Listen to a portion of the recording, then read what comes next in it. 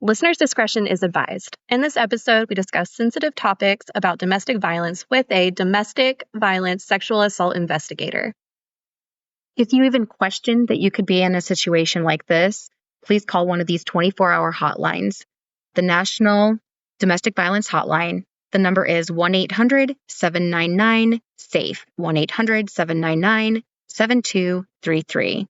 Another you can call is the Women's Resource Center based out of Georgia. This is 404-688-9436. If you are in an emergency situation, call or text 911 now. Hey, you. You're tuned in to the Skirts Up Show with Samantha and Melissa. Join our mission to normalize failure, but still uncover the positives at every twist and turn. Skirts up, but keep your panties on.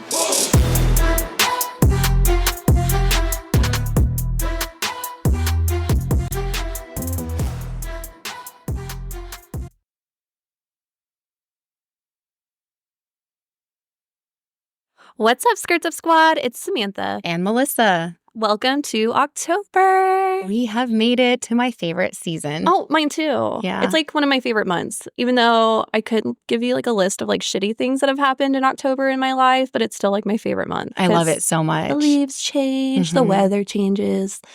Yeah. When people talk about seasonal depression, it's funny because a lot of times they'll talk about getting depressed in the winter. I am so happy when summer's over because I don't handle the heat. And I'm like, bring me all of like I want to bundle up. I want to. There's a difference between fall happy though and depressed winter. Like I'm probably going to fall into depressed winter if we actually get snow and like cold nonstop because I hate that. But fall, like I feel like we have a perfect fall in Atlanta. Like that's fair. Like you can wear leggings. I still don't get as depressed in the winter. Well, lucky you. I literally have the opposite, like summer seasonal depression. So I'm so, it's rough for me. I love summer. Oh, okay. So I have a few specific favorite days of the year. One of them is the first day, like when it's almost spring and it's the first day that's warm enough to go to a restaurant and sit outside and have an alcoholic drink. Like that is a key day for me of each year. Okay. Love it. And then the next favorite day of the year that is also just a random day is like the first day of the season when it's changing into fall, and it makes me want to like put on a little sweater and go put a fire on outside. That's so funny because I would say I have two key days, and they're basically the same day as your fall description. Mine is when it starts getting chilly in the fall, and then in spring when it's like you can go outside, but it's still cold. But it's sunny. Yeah. I love that because that means like I'm not the only one that No. has like a big holiday. No. Yeah, I always thought it was weird. So like when I was pregnant with Nora, I remember like obviously I was so excited and happy to be pregnant with Nora. Right. But I remember that key day where it was finally warm enough and it was like that day where I'm like, oh, I need to go sit on the patio and have an alcoholic beverage. But I was pregnant. So I was like kind of depressed that day. And I was like, man. And so instead I sat in the tub and ate McDonald's. Oh, no. I hate that you literally remember that one day of my life and I was in the tub eating McDonald's. Is that trauma? Is that trauma? Might be actually because I've eaten McDonald's a lot in my life and I couldn't say I have a core memory of that. Oh, I hate that for you. Oh my God. No, it's fine. But I guess if you have to have a traumatic memory, it might as well be eating French fries in the tub. I mean, nice. Nicely done. I mean, I'm pretty sure there's a picture. I think you spun that well. I'm pretty sure there's a picture that Simon took. He like walked into the bathroom and I'm in the tub, like with the bubble bath and stuff. And I'm eating McDonald's. So there's McDonald's wrappers and stuff on the side of the tub. And there's fucking candy wrappers in the water. Oh, no. Oh my God. It's insane. But I love that. Okay. So I also want to tell you guys a funny. Please do it. And I haven't told you, Melissa. Okay. So this is like... oh, yeah, that's right. She said, I'm so excited to hear. What's up? Okay. So as everyone knows, as all of you know, my husband and I took our oldest to Chicago for his birthday. Funny enough. So again, we've talked about in previous episodes that Simon is adopted. So he has a biological dad and he lives in the city. You ambushed him. Girl. Okay. Oh, I'm right here. I'm here. Where's my tea? Okay. So we took Logan to Chicago. And then the town that we went to next is called Fishers. Fishers is where Simon's best friends that he grew up with live. Right. And so we were staying with them for several days. Well, the first day that we get to his friend's house in Fishers, this is where his dad lives also, this town, randomly, like somehow. So we get to his friend's house on Friday, and we're all drinking. Yes, I drank. I had two alcoholic beverages, and man, I was feeling it. And so Simon, his friend, and I are buzzing. And it's 1:00 in the morning. Okay. And we had rented a hot red ragtop convertible Mustang, like, yeah. And so, a very non-conspicuous car, of course. So at 1:00 in the morning, we're all drinking, and we go, You did it on a drunk. That's hilarious. That's like drunk dialing. But like to a total other level. Full disclosure, the friend's husband was not drinking, and he was sober. So he goes, I'll drive y'all, but you guys got to behave. And so we're like, okay. And so then we like have an armful of toilet paper, and he was like, wait a minute. You didn't say, I want to go find Simon's dad. You said, I want to fucking toilet paper his house? Yeah. The story just took a turn. His dad refuses to acknowledge or talk to him. Like, won't even just say, like, hey, I don't want to be a part of your life. Like, there's no acknowledgement. Wait, are we wanting to put this out in the world? Yes. And he's like, she's like, I couldn't wait. And so he's like a really high ranking in the police department in Fishers. And so, yeah, we have like this armful full of like toilet paper to go TP his house. And Simon's friend's husband is like, no. Okay. No, we're not doing that. Okay, he goes, good. I will drive y'all. And he goes, but we're not defacing a police officer's house. Okay, I'm feeling so much better now. I was like, wait, we should talk with your lawyer before we put this out on our podcast. Just kidding. I just wanted to say thank you, voice of reason. All right. Do you want a funny? My fail? Obviously. My funny fail? Obviously. You see my face? Yeah. It's a little swollen under the chin. You look like you have a lymph node that's like wanting to like burst free.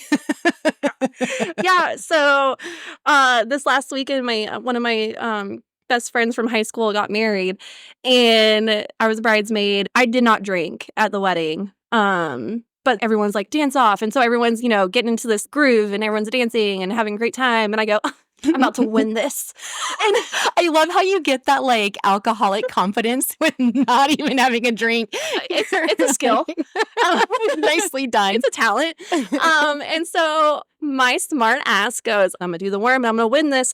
And I hit my face on the floor, hence why my chin is swollen and bruised. Aww. I think it's so cute that you're like the sexy girl out there and you're like, I'm going to win with the worm. Oh, yeah. Not the twerking. It's killing me. She's like, yeah, I used to do the worm all the time. It was like my signature dance move. Oh, and I did do like, how like guys can flex their pecs? Oh, and we can flex our boobs. We can, and I'm sitting there going, look what I can do. Flex, flex, flex, flex. And then they're like, what is wrong with you? And I'm like, I don't know. Maybe I should drink. I don't know. Yes, you should do exactly what you do. You just be you. We love you so much. What fail do you got, Melissa? Oh, mine's not as funny, except for it kind of is if you like morbid funny. So I was working late one night trying to get some stuff finished before the big move for my shop. And I accidentally... Okay, it didn't happen on accident. Yes, it did, obviously. But it was because I was unsafe. Like, obviously, I know there's a certain way to hold the ruler and then hold the rotary cutting blade. And I basically was in a hurry. And so I kind of held the ruler sideways and did a swipe across my body instead of in front and out away from my body. And I didn't realize my pinky was hanging off the ruler. And I definitely cut off the tip of my pinky. And it was... Well, you can't really tell now. Here, let me show I see the indent. See how it's like flat there? Yeah, there's definitely a gash scar there. Yeah, so it was late at night. My first instinct is Were you by yourself? Yeah. And my first instinct is to call my husband. And honestly, we've never had an experience where there was like an emergency. Oh, really? Yeah, we haven't. And so this is funny because now I feel like, okay, now I know that's how he is in an emergency. He didn't handle. He was in shock too, I think, when he saw the blood and stuff. But so he did calm down. He came, but I don't think he really knew what to do.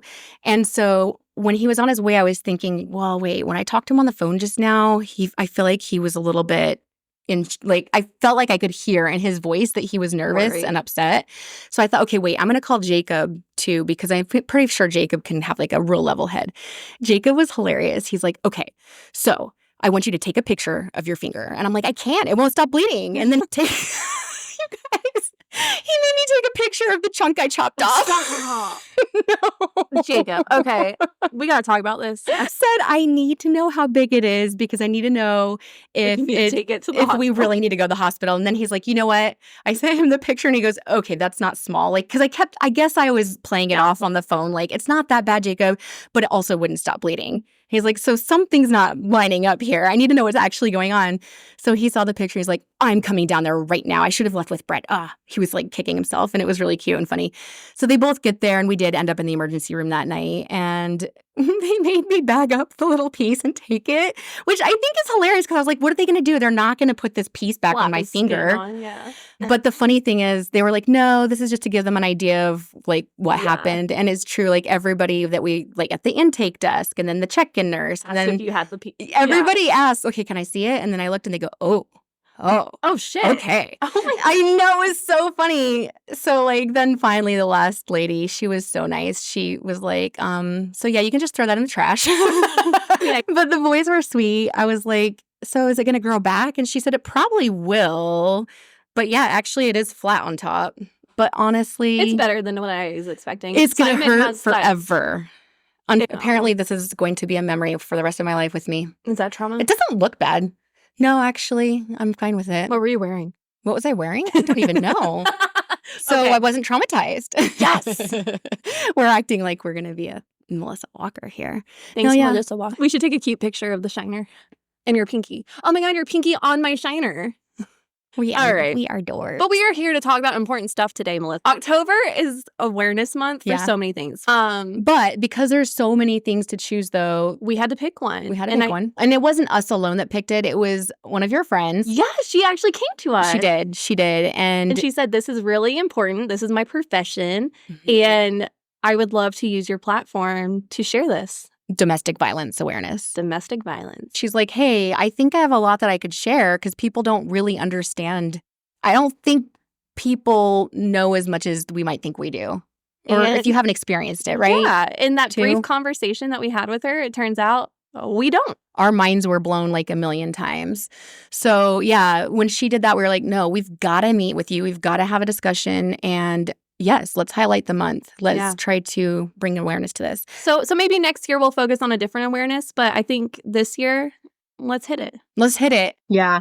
So we're super excited. Today we have with us Aria, who is a domestic violence and sexual assault investigator with the DeKalb County DA's office. So I'm really excited to hear what she has to tell us. Can you tell us a little bit about your history, how you got into what you're doing?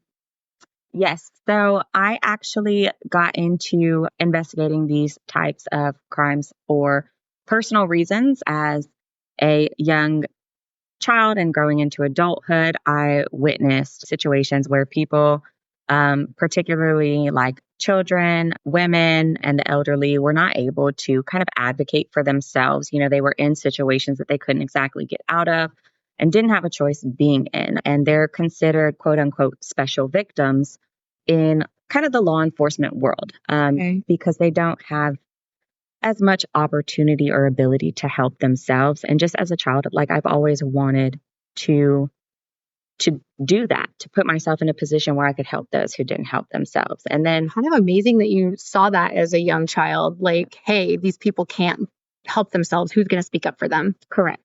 And I always wanted to just be in a position where I could. So when I started going to college, you know, I did get my bachelor's in criminal justice. I worked in a prison for about 2 years with the Georgia Department of Corrections, just to get some experience kind of in the law enforcement world. And then I went over to the DeKalb County Police Department.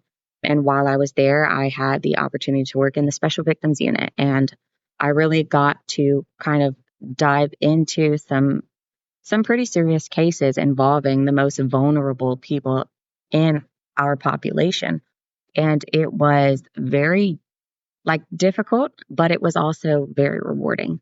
I spent, I think, 2 years, I want to say, in the special victims unit with the police department. And I got, I would say, kind of recruited by DeKalb County DA's office. They said that, there is this opening in the domestic violence and sexual assault unit. And even though you would really only be focusing on DV and sexual assault cases as opposed to, everything else you're used to working on, like, we think you'd be a really good fit here. So I applied and here I am today. And I regularly work on cases.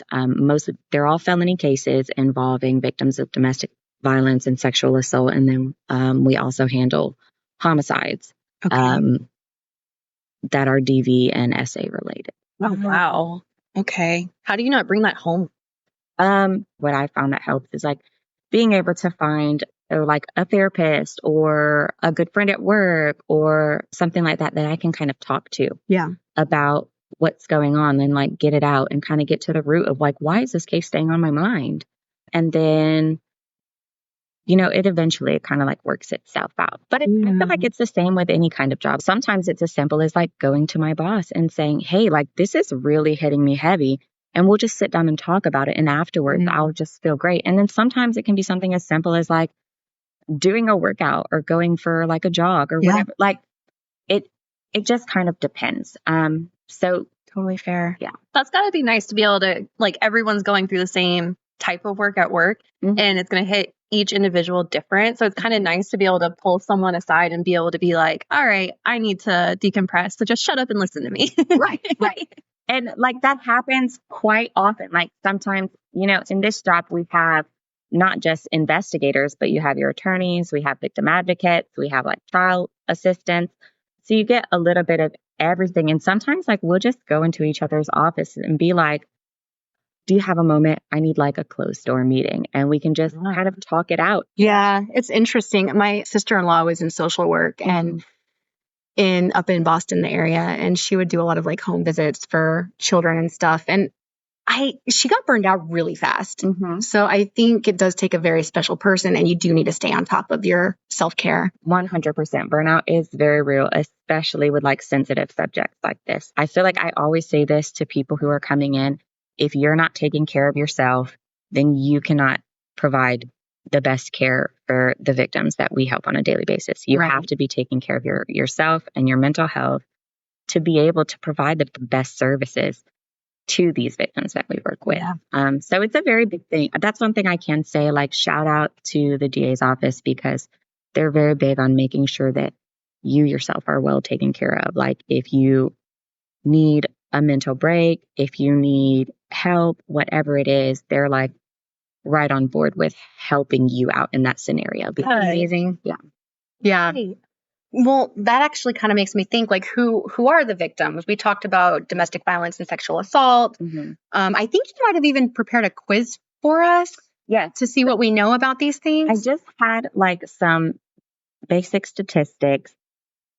So I just wanted to see like kind of what y'all thought. The first question that I had for you guys is domestic violence equivalent to physical violence?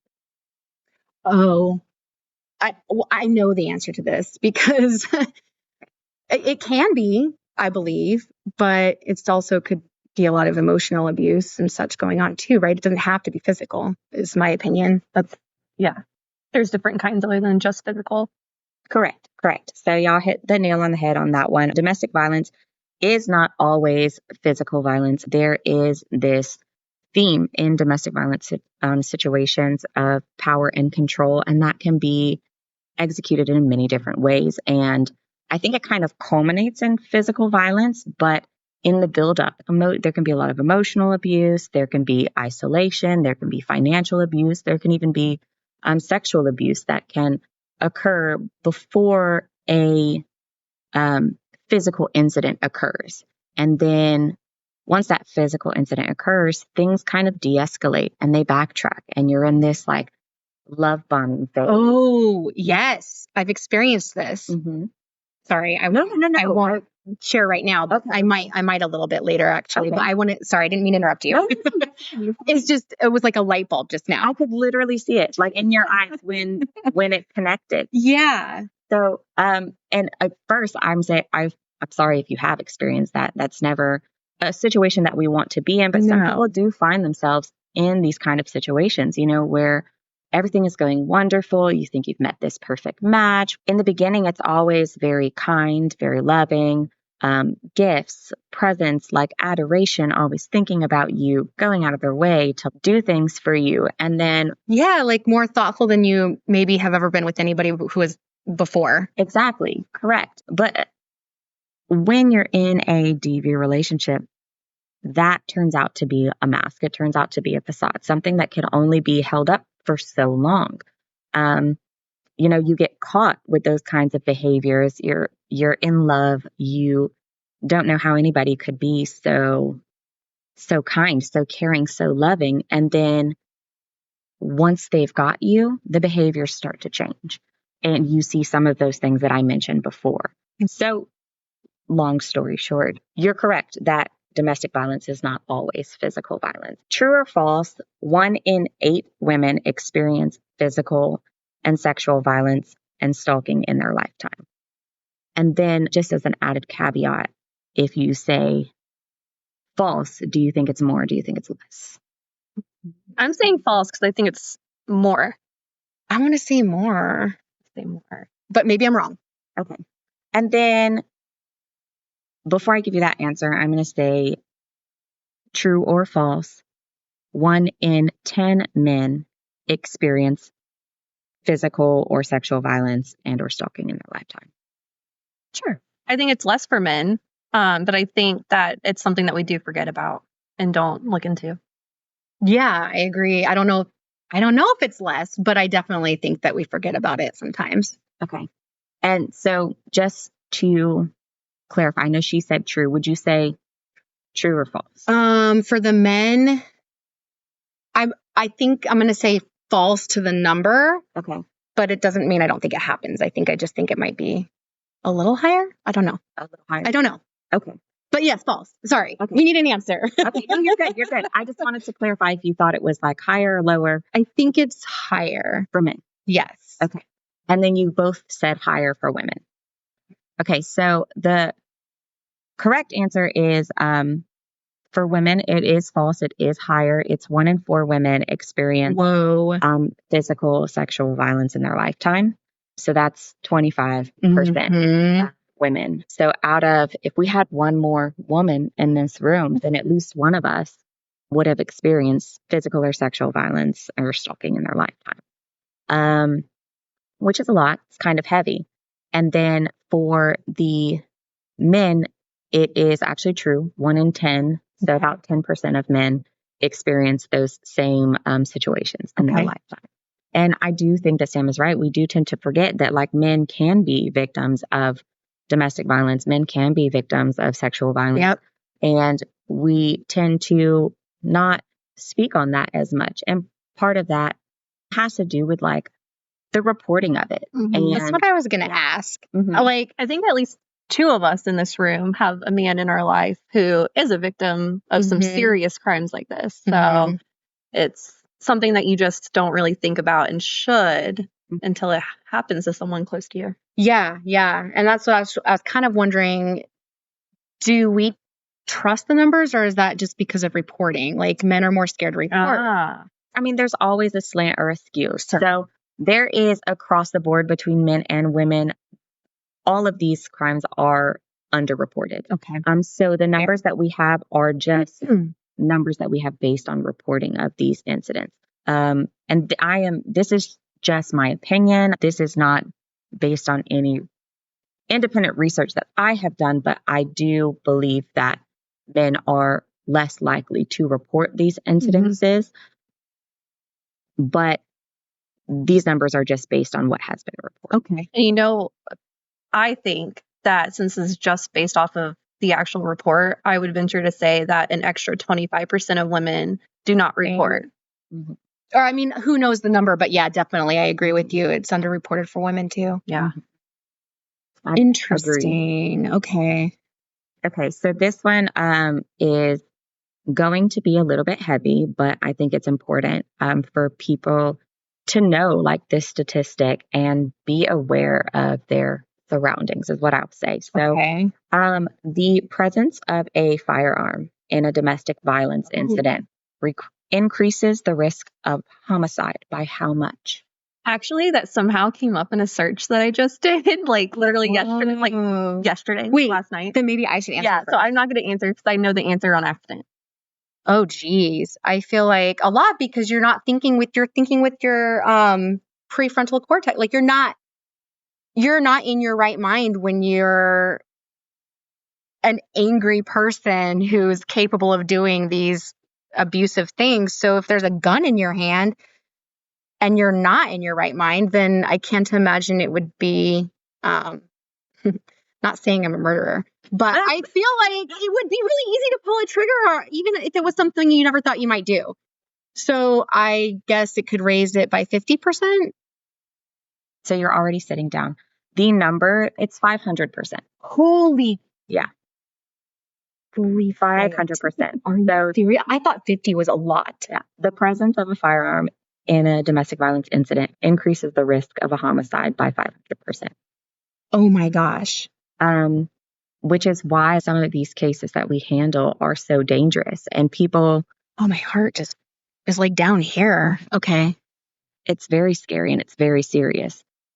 True or false? 20 people every minute are abused by intimate partners. And this is like nationwide. I'm pretty sure that popped up on my, I don't know what the hell I was searching. I think that's true.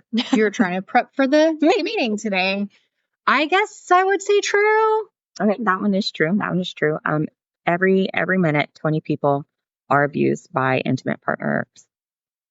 The last one is, how many times does it take a victim to leave a domestic violence situation before it actually sticks? Before they stay separate. Okay. Oh, how What's the long? average? 5? Okay. Years? No, times. Just time. Incidents, like separation incidents. How many times? How many times did I leave? Let's see. I think 4 or 5. 5? Yeah. Yeah. Okay. So it is actually 7. It is 7. Oh, It takes, wow. on average, a victim 7 attempts to leave their abuser before it actually sticks, Wow. which is, That's some psychological trauma. it is. It is a lot of trauma. This is why people tend to kind of brush off the victims, is because you went back 7 times. You're not going to leave and you're not going to stay left. So now I'm going to stop helping you because I don't believe you. And that does happen a lot. And you said a lot there. So you said that people brush off the victim, which is true. And then, I'm not going to help you. Like, okay, they're getting tired of this person leaving and leaving and leaving and then going back and going back and going back. So they're tired of like the back and forth. Yeah. I don't want to hear another incident. And then Yeah. the other thing you said is, so now I don't believe you, Mm. which is, it just kind of gave me chills. Like, it takes a lot for a victim who is caught in this cycle of violence to leave, because there's so many aspects that somebody who's in a healthy relationship just can't fathom or can't imagine. And if you have never been in that situation, you will never know what it feels like. You won't understand why people say, but like, just a thought, think about a healthy relationship that you've had in the past, whether it's a friend, a job, or a partner. Okay. And I want you to think about the moment that you thought that this is not going to work out and I need to leave. And then how long did it take you to actually leave that relationship? In a healthy relationship? Or even it can be unhealthy, but not abusive. Okay. Just a relationship that you found yourself in that just wasn't working out for you. And then how long did it actually take you to leave? Yeah, actually, it took some time. And then were you in fear for your life? Like if you left? No, I didn't even have all that stuff going on. No. But I still kind of kept trying to, give the benefit of the doubt. Or it's like, there's so much shame And I don't know why, ending a relationship, it's like it should be forever or nothing. And I think that has maybe something to do with it, our society, the way we see. That could also be like a lot of us, maybe this is wrong, but a lot of us do have like that empathy of like, oh, this is going to hurt them. Like they're going to feel bad, even though I know that this is not the forever for me. I think that is being a part of it. One is the thinking about the other person. Yeah. Feeling like you're being selfish. Yeah. Okay. But I could see that being the same for domestic abuse. You feel like you're being selfish because they need help, obviously. Yeah. And they just needed someone to stick by them. And no one's ever like been there to help them. And they had a really horrible childhood growing up. And they just need someone to help them through, like understand they have so much potential. So a lot of what you're saying is tactics that are actually used by abusive partners to get their victims to stay in this relationship. They coerce the victims. They shift blame away from themselves. Oh, like, well, I was abused in my childhood and I thought that was healthy. You make me a better person and I need help. I need to know how to do this correctly. They shift that blame off of themselves to somebody else. They try to get the victim that they are abusing to feel sorry for them. All of that kind of happens before the like love bombing stage is, I've just hurt this person. I need to get them back on my side. Yeah. Doing whatever I need to do and saying whatever I need to say to get them to come back. I didn't mean to. It wasn't intentional. It was an accident. This is what I'm used to. It was an accident. That's the one that happened a lot. Yeah. In my past. Yeah. And it's like, after so many accidents, you kind of start thinking, wait a minute. Yeah. Right? Yeah, it's true. I don't know why, but you rationalize for them. Mm-hmm. Or this wouldn't have happened if you didn't. So they maybe even engage in some victim blaming themselves. Well, like, how I am. You know that this is a trigger for me. You knew that if you said those things or you did this thing, that it would enrage me. You knew that I would get angry. You knew that this would happen. So why would you do that? Yeah. Yeah. And then the victim will sit there and internalize that. Whatever it is, whatever the tactic is that the abuser is using to get the victim to rationalize that behavior, the victim internalizes that. Yeah. So it's not just a physical violence, it's a mental manipulation. And abusers kind of rewire the brain of their victims. Red flags. Abusers know that the best way for a victim to get out of an abusive situation is with the help of others. So one of the first signs, I would say, of an abusive relationship, and this is not like all relationships, like some people are just couch potatoes and they don't want to go anywhere. That doesn't mean like if I'm telling you like, hey, I'm going to cancel, I don't want to go, it doesn't mean I'm being abused. Right. But this is just one of the signs, abusers will. Well, especially if it's like, the person and suddenly they're not wanting to come out and is what you're kind of saying, I think. Exactly. Especially for like those social butterflies, abusers will isolate their victim. And however they do that, whether it's by making the victim feel guilty, like, oh, you're spending too much time away, you're not spending enough time with me, you don't care about me, you don't love me, or whether it's a financial situation of like, you had this person who was in control of their own finances and the abuser comes in and says, hey, you don't have to work anymore. I got you. I can take care of you. I can give you money to go do this, that, and the third. And at first you're like, oh, this is great. So you leave your job and, at first that person is giving you money to go do things with your friends and you're having a great time. And then the money stops coming. And that's when like the controlling starts coming in. Well, like, you're not working. We don't have the funds for you to go out and hang out with your friends all the time. And you just need to stay home and save us money by like watching the kids or whatever the situation may be. It could be a financial element. And so you see your friend less and less and they don't come out anymore and they're not, obviously I can't go into specifics, but what I can say is there are a lot of DV situations, like DV incidents that start over a victim's phone. An abuser will be concerned about who that victim is messaging, what they're saying, what they're doing, what plans are they making. Let me see your phone. I want to know who you're talking to and why you're talking to them. And a lot of incidents will start out like that because this phone that a victim has in their hand, like it drives, for whatever reason, an abuser crazy because they don't have control of that. Yeah, it represents a link to the outside world. And I can see that. So, Wow. you know, a lot of times victims will just kind of like give in, or, they'll stop doing the thing that's triggering the explosion in the abuser. Let me paint the picture of our trip to the Windsor Boutique Hotel in Asheville, North Carolina. It's dark, it's storming, we're lost, no clue where we're going, but all of a sudden, the beautiful building is right in front of us. Stop that. We're greeted by a gentleman. He comes outside with us, gets all of our bags, brings them in all the way upstairs. It was fantastic. Each suite has its own unique vibe. They were able to strike a perfect balance between luxury, but still keeping it cozy and homey.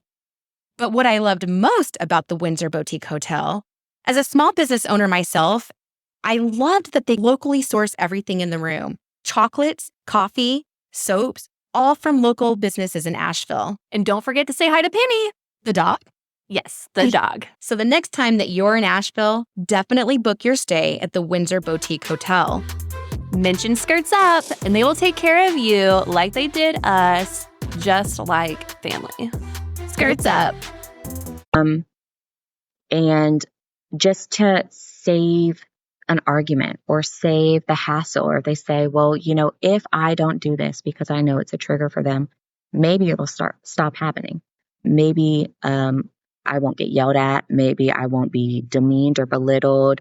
Maybe he won't hit me, or she. I tried so hard not to say he or she. Degendered. Yes, because there are male victims. So if I do say she, yeah.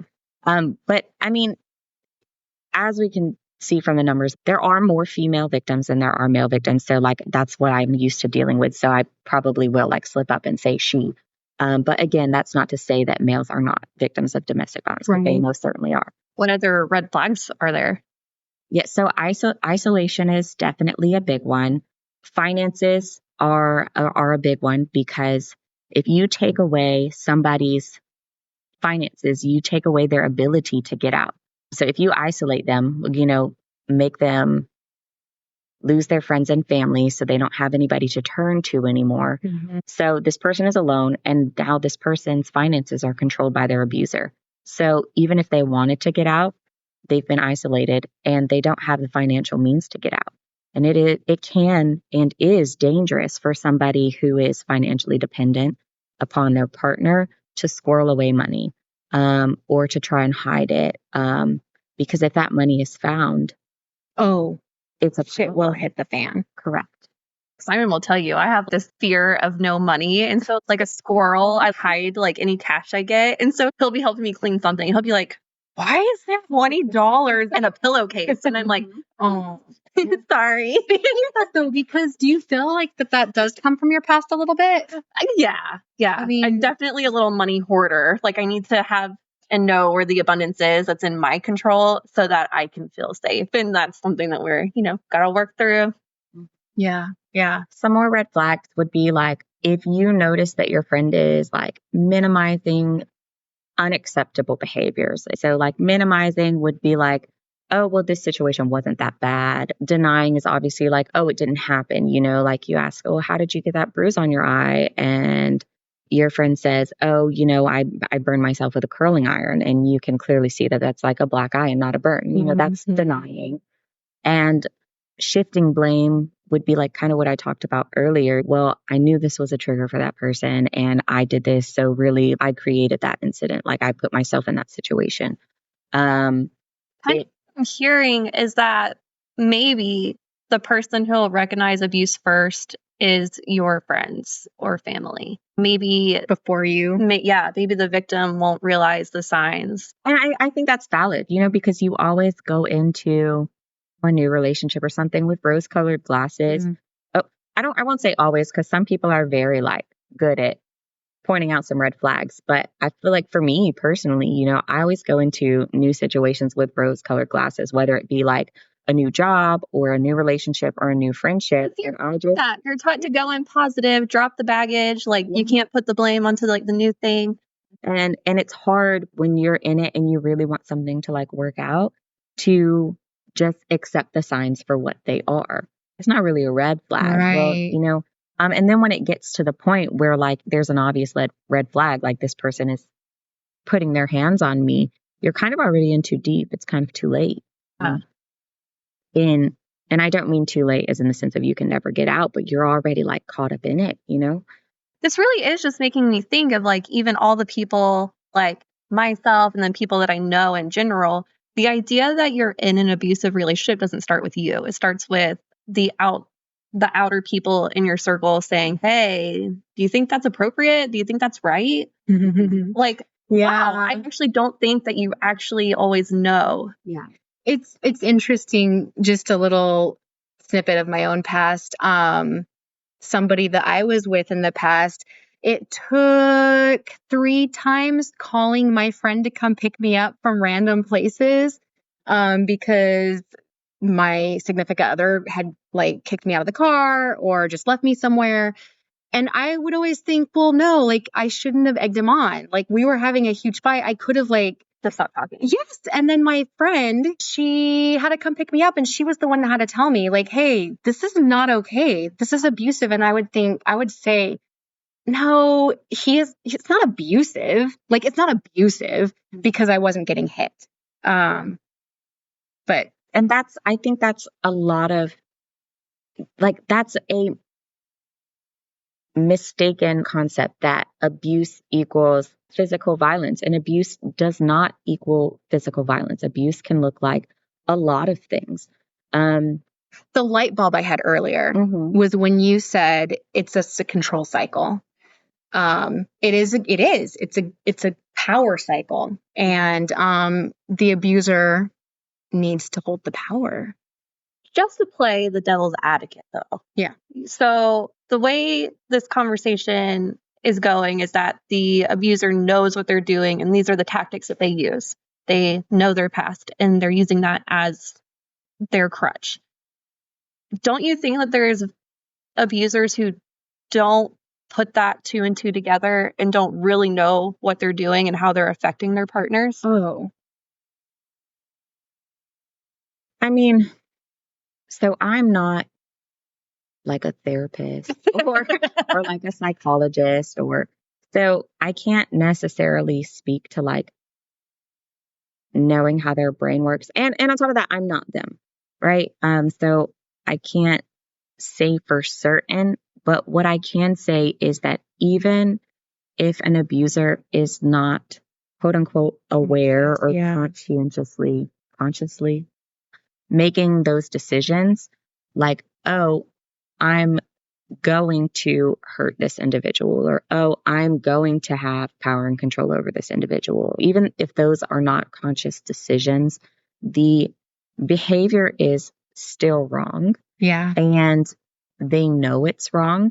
That's why they love bomb. Again, I think that sometimes they may not know it's wrong and they don't see that they're taking this win and this power. And then so now I'm going to nitpick on this one and I'm going to take this power until all of a sudden it's a big accumulative, big thing. If there is no physical. Obviously if there's physical. So I think they do know it's wrong after it happens, when they start saying, I'm sorry, and trying to do everything they can, because they're like, oh no, I should have done that. I'm about to lose my person. And then they start love bombing. At that point, there's not really you can't say they didn't know it wasn't wrong. True. So maybe at that point, it's not the right relationship. And then hopefully that would tick in their mind of okay, I was not a good person. Let me do better. So to this day, I do believe that one of my exes that I was in a very unhealthy relationship with, I believe to this day that he didn't do any of it. even conscientiously, like you were saying. I think he was very unhealthy, did not try to work on himself, Didn't have self-confidence. didn't have lots of reasons, lots of things, yes. But I do believe that when he would do something wrong, he did know he did something wrong, because they would turn around into that, like, oh my gosh, don't leave me, I'm sorry, and we're going to get through this together. It was always like we're a team, it's us against the world kind of a thing. And so I, to this day, believe that he didn't like plan to hurt me. And we've talked since, actually. And he's said things like, I've grown a lot. I grew a lot with you. And I'm like, I hope so. But I mean, not trying to downplay. I think there's like a subconsciousness that maybe isn't. I think it can go either way. I don't think that they always intentionally go out and set and know what they're doing. But there are for sure the ones who know what they're doing. I think it goes back to thinking with that frontal lobe, right? You're in the moment. You're so angry. You're not in very well, have very much self-control, confidence even that can, support whatever. But I think it's like, maybe you're not planning to do it, but when you get worked up and you get upset, and then they do things that they regret. But it doesn't make it right, like you said. And the thing that we're talking about in these kinds of situations, it's not like this is a one and done scenario. You can only remain ignorant of what you're doing for so long. Like, if you do something one time and you find out like that this is wrong and I shouldn't be doing it, and then you stop, that's one thing. But these individuals who find themselves in these domestic violence like relationships, this happens consistently over and over. It's a cycle. It's not a one and done scenario. It's not I realized that I messed up in this situation. I handled it wrong. And like, this is never going to happen again. I'm going to make sure it's never going to happen again. This is I'm going to tell you that I was wrong in the moment, and I'm going to do whatever I can to get you back. And then I am going to do it again. And it is going to happen until you no longer let me. Or even even if they don't think I'm going to do it again, they're definitely not trying to make sure it doesn't happen again. So what would you say to make this not feel like I'm just being sensitive and telling? Like, how do you go to the police department? Hey, my husband is the only one that has access to our bank account, and I am not allowed to talk to my friends. Like, that's just going to sound like a you problem, right? Well, not saying that the police department wouldn't help you, but like the police department's main role is to intervene when crimes have occurred. Already happened. Typically, that's what happens, is like they get caught out after something has already happened. Sometimes like people are kind of wise enough to call for like kind of intervention situation. Sam made me have this question because I know I'm interrupting a little, but I feel like it's on topic about. So do you say you get more calls from the actual person who has the courage to go and get help? Or is it from like somebody's wanting to intervene, like you were just kind of saying? It depends. Just strictly from speaking from a police department like standpoint, you get calls where like a neighbor can hear something going on, or like a witness, like just somebody who happens to be walking by sees this and is like, oh my God, this is terrible, I'm going to call the police. And then the victim like never gets the chance to call, whether it's because the abuser has taken their phone, which happens a lot, because if you don't have a phone, you can't get help. So we do get calls from bystanders. And then a lot of times the victim, after a situation has happened and is able to get back to their phone, does call the police. But in a situation like I feel like Sam was asking, where that physical violence hasn't happened yet, but you can kind of see all the signs, that's when I feel like it's important to lean into your resources, whether that's friends and family, or whether that's reaching out to the domestic violence hotline or the Women's Resource Center, or even like a therapist. Say, this is going on. Because sometimes I feel like when a victim is in those situations, I've heard this a lot, like they feel like they're crazy for even like you said. I agree. In an abusive situation. Like, am I just crazy, or are these things, is this abuse? Yeah. Like reaching out to your resources, whether it be your therapist, your friends, family, your domestic violence hotline. And they kind of counsel you on the domestic violence hotline. Like if you obviously, I feel like if they're controlling your money and who you talk to and stuff, likely if you say, "Hey, can I afford a therapist?" they're gonna be like, "No." So like if you call the I domestic was thinking hotline, the same thing. like they'll be able, you can, I feel like a talk to hotline them might be like more a therapist, acceptable. kind of. They do have like 24-hour hotlines. Both the Women's Resource Center and the Domestic Violence Hotline have that. And a lot of the victims in these situations do not have control of the situation because their abuser has taken that. The advocates who work for the Women's Resource Center or Domestic Violence Hotline know this, and they have like contingencies and plans in place and like resources pulled up and ready to go to kind of assist with, helping a victim figure out how to not only get out of that situation, but how to safely get out, because that's one of the number one things. Like if we take it back to when I told you, like, hey, think about a time where you have tried to leave a relationship that maybe that wasn't abusive, maybe was unhealthy, or maybe it even was a healthy relationship. You didn't have that fear hanging over your shoulder of like, if I leave this person, they're going to find me, they're going to hurt me, or worse, they're going to kill me. A lot of in situations where there are children involved, an abuser can use children as leverage. If you leave me, you'll never see your kids again. Yeah, I know somebody who as a child, like, begged her mother, like, why are we still here? Please, let's go. And the mom was just always crying and just like, I can't. Where am I supposed to go? I have no money. I can't take care of you guys. What are we going to do? What are we going to do?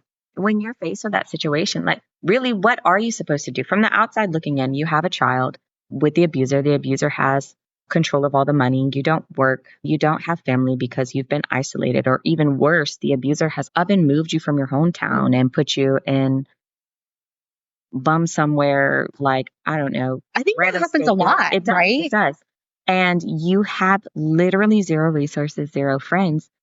What do you do? Do you take your child with you to live on the streets until you can figure out what to do?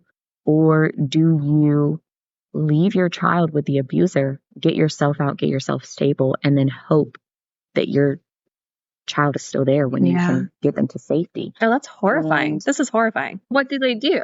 Yeah. Is this when you're saying, like, in this instance, the severe instance that you're talking about, like, what is the solution? A lot of times it feels like there aren't any. But what I have found happens is that sometimes the state steps in and makes the decision for them. I wanted to ask you kind of a two-part question. So first question is, who is susceptible to this kind of abuse? Anybody. And that's kind of a scary thing when you think about it. But just because you are educated on these facts doesn't mean that you're not susceptible to this kind of abuse or this kind of relationship. I believe an abuser knows what they're doing. They know how to hide the red flags until it's too late. Anybody can find themselves in these kinds of relationships, and that's why it's so important to know what you're looking for. So for me personally, again, I said part of the reason I got into this was personal reasons that I've seen these things happen to people that I know and love and care about, but they've also happened to me. And I'm somebody who has a criminal justice background, a law enforcement background. I've taken the classes, I've taken the courses, like I know what to look for. But I still found myself in one of these kinds of relationships. And you always think, like, if somebody does something to me, I'm leaving. And nothing is going to prevent me from leaving because wrong is wrong. We all know that that's not true. That's why I asked you at the beginning. Think of a relationship you had a hard time leaving. Yeah. Or even like a toxic work environment. You can't leave one toxic work environment until you have something else. Oh my gosh, that's so true. And you can't leave not a relationship until you have another relationship lined up, but you can't leave like your home until you have another home lined up, Yeah. And so anybody can find themselves in this kind of relationship, and it can be so, so hard to get out of. And speaking from like personal experience, mine was a relationship where there was physical violence, where there was a lot of coercion and manipulation and blame shifting and internalizing. Like, maybe if I didn't do this, he wouldn't act this way. If I did what he wanted me to do, we wouldn't have any problems. Maybe I should just be a better person. And I left multiple times. I think I want to say four times before it finally stuck, and it was very difficult because I was living with this person and I had to figure out how to safely and secretively line up my new living space and my new living situation. And it took a long time, and it took a lot of kind of pretending and going along with and doing what this person wanted until I knew I was finally in a good place to be able to leave. So, if you don't mind, how can we help our friends or anyone that even maybe people we don't know in the community too? What did you need in that situation? I just needed a friend who would be there when I needed them, no matter how many times I'd said I was going to leave, no matter how many times I showed up bruised and bloodied or whatever and said this is never going to happen again, blah, blah, blah. I needed a friend who would be there every time I called, offer their help, because at the end of the day, it is so much harder getting out of a situation alone than it is with the help of others. And for me, I've been on the other end of things too. I've been the friend of somebody who was in a very toxic, very abusive relationship. And no matter when she called, I went to pick her up. No matter what had happened, I would be honest with her. I'm going to love you no matter what, but you need to get out. I'm always going to be here, and I don't agree with you being in the relationship, but I'm going to support you. And I don't mean I'm going to support you as in I'm going to fake it and tell you that I love this relationship and I love this for you. No, I'm going to tell you I don't love this for you. I think that this is an abusive relationship, but if you ever need an out, I am here for you. I think that's huge. I feel like I didn't necessarily have that. Somebody who would both be honest with me, but B, also stick around to help me with the aftermath. A lot of it was I had friends who would ghost me, who just couldn't handle seeing me in that situation. So they just stopped reaching out, stopped hanging out, stopped accepting my invitations. I had friends who would still show up, but would lie to me and wouldn't tell me what they really thought about my relationship, which is also damaging because it made me feel like maybe I was crazy. Maybe I was the problem. Maybe I was the crazy one. If my friends who are coming around are just acting like everything is hunky-dory and is okay. Goes back to me saying that the victim isn't going to always know that they're the victim unless they're outside is letting them know this is not healthy. This is not okay. Yeah. And it doesn't mean you say I'm in a DV relationship and you're my friend and I invite you over that you tell me all this in front of my abuser. Don't do that. That's dangerous. Right. But when we're in a private place alone, be honest with your friends. If you can see something wrong, say something. And I know that a lot of times we are told to not get involved in other people's business. Don't ask questions. Don't insert yourself because you might lose your friend, this, that, and the third, blah, blah, blah, blah, blah. But I would much rather be the one who inserted myself on the front end. And when that person finally decided to leave the relationship, I was there to pick things up on the back end, than be the one who didn't insert myself and end up at their funeral. Yeah. Oh, wow. That's a powerful one. Yeah. Yeah, it is. So we've talked a lot about unhealthy relationships and what that looks like and how to get out of it. But how do we know that we are in a healthy relationship? What does that look like? Yeah. Good question. So there's not going to be a cookie cutter answer for this, but there are common elements that you will find in a healthy relationship that you're not going to find in an abusive one. And number one being equality. And whether that's got to do with finances, whether that's got to be decisions that are made around the house, decisions about work, even home buying or whatever the case may be, there's going to be some equality there. You're going to be partners. There's not going to be one who's in power and control all the time and one who is not. So equality is a big one. And how you decide that equality is kind of like divvied out is up to you in your personal relationship, but you'll know it's there and you'll know when it's lacking.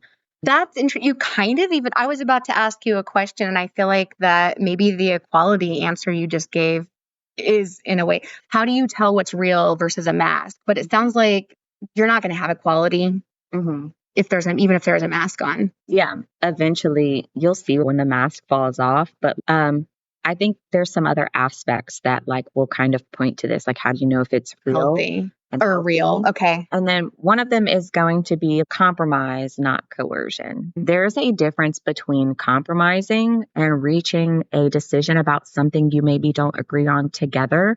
Another one is going to be maybe controversial, but like personal time.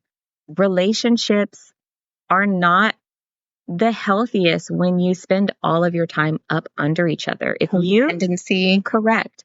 If you feel like you don't have the freedom or the ability to go do something on your own time, either by yourself or just without your partner, like maybe with your friends or maybe with your family, if there's some kind of struggle there, I would say that that's not really healthy. A healthy relationship is one where you can take your own personal time away from each other and still be okay. Have your own hobbies and start a podcast. Yes. Switch it up, bitches. Oh.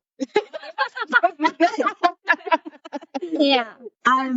Yeah, exactly. Like, right. example of healthy relationship. Like, you got to go start a podcast and do your own thing. We're not afraid to successfully. Yeah. It didn't cause like rifts in your marriage. We're very lucky. And it's totally okay. I'm not saying like, if you're not allowed to go start a podcast, your relationship is unhealthy. Like, no, that's other situations where like, maybe the time is not right to start a podcast, but that's totally different from like, you are not allowed, you know? Completely. A healthy relationship should have two partners in it who are able to take responsibility for their actions. And even if they aren't able to do it all the time, the attempt is there. One of the other things is trust. You know, there has to be some kind of mutual trust in your relationship. For it to be a healthy one, you should trust what your partner is saying, what your partner is doing, trust that they're just as invested in this relationship as you are.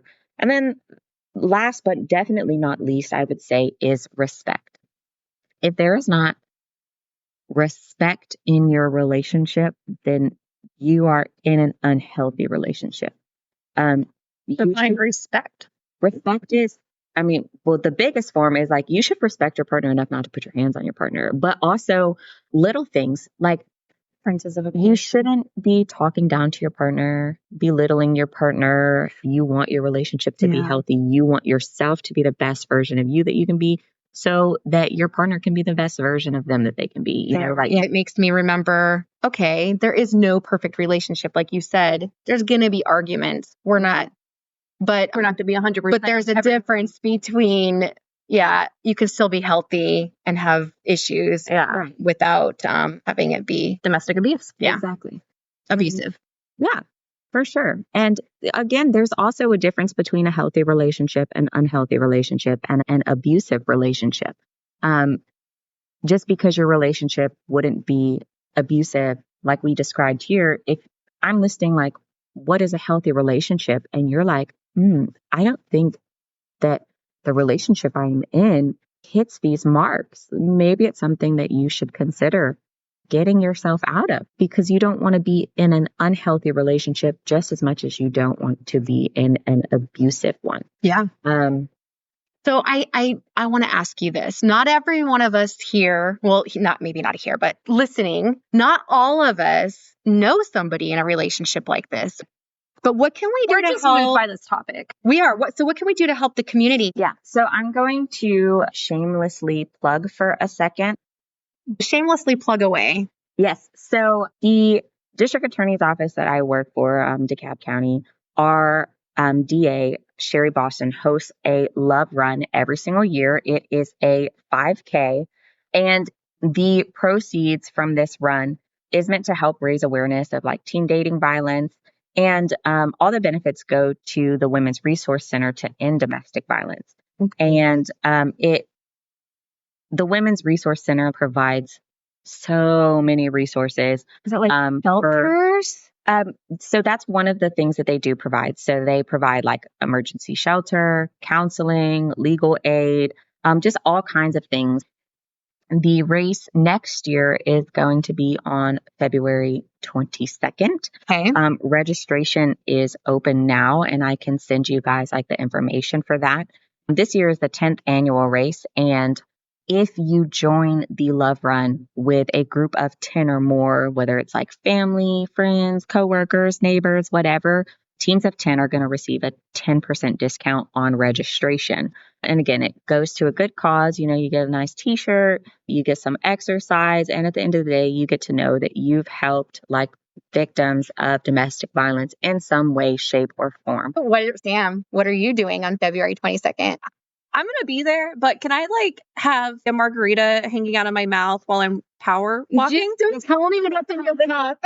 You can walk, run, crawl, lightly jog. Look, Power scooter? even power scooter. You can even get one of those like cute little red wheelbarrow things. Not wheelbarrow. What's that word? Wagon? Wagon. Yeah. February 22nd. Absolutely. And Where is it? it is in downtown Decatur on the square. Okay. So after, you like totally exhaust yourself, because I know after I do a 5K, I feel like I'm going to like die. You can just walk yourself on over to the square and have a nice little beverage and a nice little snacky snack. I'm saying a good incentive, maybe if like, the little firemen like carry us on over to get a little snack. Oh my God. Not objectifying anyone. And I don't mean legal. Oh my God. We didn't think you did. Okay, sorry. You're okay. I'm not sorry. I don't think she is. No, okay, amazing. I love it. We're running on the 22nd. We're doing it. It's done. Y'all are gonna skirts up squad. If we can get 10 skirts up people to join, then we can get a 10% off discount. Yeah. We'll have a party afterwards. We'll all have a drink together. Aria, this was such a productive conversation. We're so glad that you were here. It's Thank really you. nice of for you to sharing your personal experience too, because I feel like it's really, really important. It can happen to anyone. Like even someone who has the knowledge, resources. Yes, thank you guys for having me. I really appreciate it. Like you said, it can happen to anybody. It happened to me, and I knew the signs. I knew what to look out for. So there is no shame if you find yourself in this kind of situation. If you find yourself in a domestic violence relationship, just do what you can to get out. Reach out, get help, use some of the resources that we've provided, and do what you have to do to get out safely. And if you're listening and you have maybe a friend who's kind of going through the same thing, and maybe you've fallen off because you just don't understand why they don't just leave. Maybe this is your sign to reach out to your friend and let them know that you are there for them and that you will be there for them to help get them through this. Thank you. I literally just got chills. Yeah. Thank you so much. It's never too late It's to not. show your love. Keep in mind, skirts up. We are a safe place. So if you don't feel safe or comfortable going to any of the resources that have been mentioned in this episode, reach out to us. We will make sure that we can do what we can to support you. Yep. And if it needs to be anonymous or however it is, we want to be here for you. Thank you so much, Aria. Yeah, of course.